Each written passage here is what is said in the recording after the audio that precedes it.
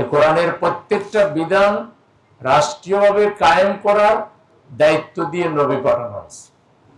আল্লাহ তাআলা সূরা আশ-শুরার 13 নম্বর আয়াতে বলছেন, শারা'a লাকুম মিনাদ-দীনি মা ওয়াসসা বিহি নূহান ওয়াল্লাযী আওহাইনা ইলাইকা ওয়া মা ওয়াসাইনা বিহি ইব্রাহিম ওয়া মূসা ওয়া ঈসা আন আকিমুদ-দীন ওয়া লা তাতাফাররাকু।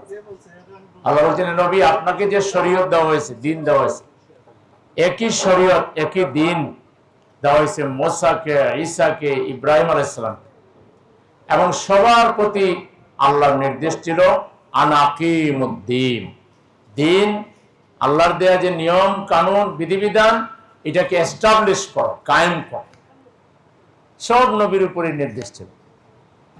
এবং আখেরি জামানার নবীকে আল্লাহ তাআলা আলাদাভাবে পবিত্র কোরআনের 3টা আয়াত একই রকম বক্তব্য, হুয়াল্লাযী আরসালা রাসূলাহু বিল হুদা ওয়া দীনিল হক লিইয়ুযহিরাহু আলাদ-দীনি কুল্লিহি ওয়ালাউ কারিহাল মুশরিকুন। আর এক জায়গায় আছে ওয়ালাউ কারিহাল কাফিরুন, আর এক জায়গায় আছে ওয়া কাফা বিল্লাহি শাহীদা।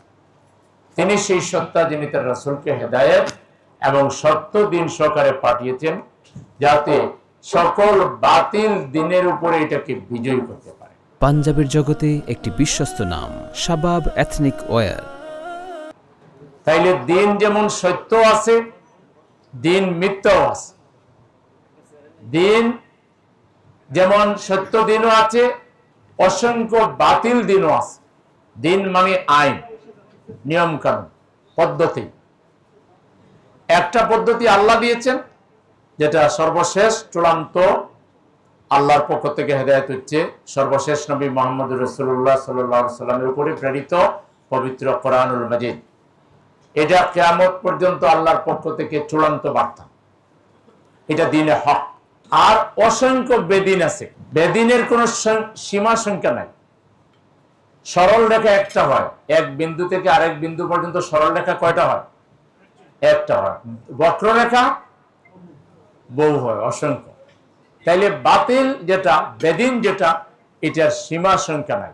বিভিন্ন রূপে বিভিন্ন ভাবে বাতিল এই সমাজে আছে। আমাদের দায়িত্ব হলো কোরআন থেকে সত্য দিন জেনে নেওয়া, আল্লাহর আইন কানুন জেনে নেওয়া, আল্লাহর দেওয়া যে বিধিবিধানটা জেনে নেওয়া, এবং এটা ব্যক্তি হিসেবে মানা, পরিবার হিসেবে মানা, এবং সমাজে এবং রাষ্ট্রে এটা যাতে কায়েম হয় তার জন্য আন্দোলন করা।